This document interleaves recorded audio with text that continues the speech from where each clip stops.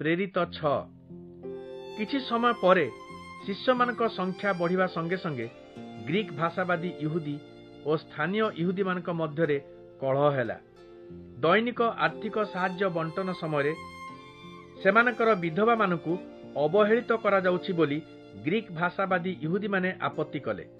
ତେଣୁ 12 ଜଣ ପ୍ରେରିତ ଶିଷ୍ୟ ସମସ୍ତ ବିଶ୍ୱାସୀ ଦଳକୁ ଏକତ୍ର କରି କହିଲେ, ଆର୍ଥିକ କାରବାର ହେତୁ ଈଶ୍ୱରଙ୍କ ବାକ୍ୟ ପ୍ରଚାରରେ ଅବହେଳା କରିବା ଆମମାନଙ୍କ ପକ୍ଷରେ ଯଥାର୍ଥ ନୁହେଁ। ତେଣୁ ହେ ଭାଇମାନେ, ତୁମମାନଙ୍କ ମଧ୍ୟରୁ ପବିତ୍ର ଆତ୍ମା ଓ ଜ୍ଞାନରେ ପରିପୂର୍ଣ୍ଣ ହୋଇଥିବା 7 ଜଣଙ୍କୁ ମନୋନୀତ କର। ଆମେ ସେମାନଙ୍କୁ ଏ ସମସ୍ତ ବିଷୟରେ ଦାୟିତ୍ୱ ଦେବା।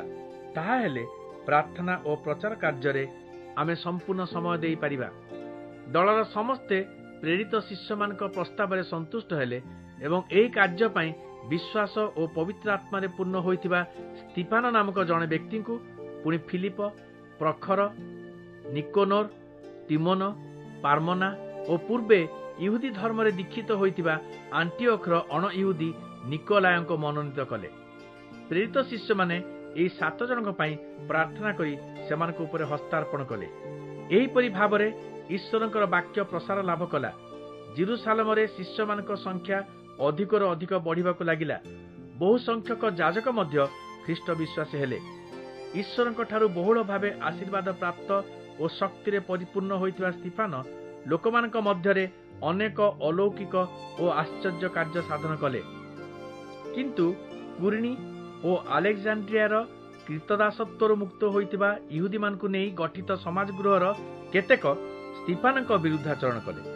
ସେମାନେ ଏବଂ କିଲିକିଆ ଓ ଆସିଆ ଦେଶର ଅନ୍ୟ ଇହୁଦୀମାନେ ସ୍ତିଫାନଙ୍କ ସହିତ ବାଦାନୁବାଦ କରିବାକୁ ଲାଗିଲେ।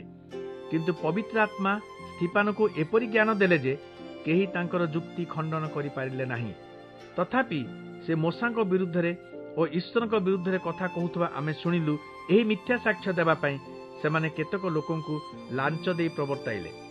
ଏହି ପ୍ରକାରେ ସେମାନେ ଲୋକମାନଙ୍କୁ, ଧର୍ମନେତା ଓ ଗୁରୁମାନଙ୍କୁ ଉତ୍ତେଜିତ କଲେ ଓ ସ୍ତିଫାନକୁ ଧରି ମହାସଭାକୁ ନେଇଗଲେ। ତାପରେ ସେମାନେ ତାଙ୍କ ବିରୁଦ୍ଧରେ ମିଥ୍ୟା ସାକ୍ଷ୍ୟ ଦେବା ପାଇଁ କେତେକ ଲୋକଙ୍କୁ ଭିତରକୁ ଆଣିଲେ। ସେମାନେ କହିଲେ, ଏହି ବ୍ୟକ୍ତି ସବୁବେଳେ ଆମର ପବିତ୍ର ମନ୍ଦିର ଓ ମୋଶାଙ୍କ ବ୍ୟବସ୍ଥା ବିରୁଦ୍ଧରେ ପ୍ରଚାର କରୁଛି। ନାଜରିତର ଯୀଶୁ ମନ୍ଦିରକୁ ଭାଙ୍ଗି ପକାଇବେ ଓ ମୋଶାଙ୍କ ଠାରୁ ଆମେମାନେ ପାଇଥିବା ସମସ୍ତ ବିଧିବିଧାନ ପରିବର୍ତ୍ତନ କରିବେ ବୋଲି ଏହି ଲୋକ କହୁଥିବାର ଆମମାନେ ଶୁଣିଛୁ। ସେତେବେଳେ ସେଠାରେ ବସିଥିବା ସମସ୍ତେ ଏକ ଲୟରେ ସ୍ତିଫାନଙ୍କ ଆଡ଼େ ଚାହିଁ ଦେଖିଲେ ଯେ ତାଙ୍କ ମୁଖ ସ୍ୱର୍ଗଦୂତଙ୍କ ମୁଖ ପରି ଦିଶୁଥିଲା।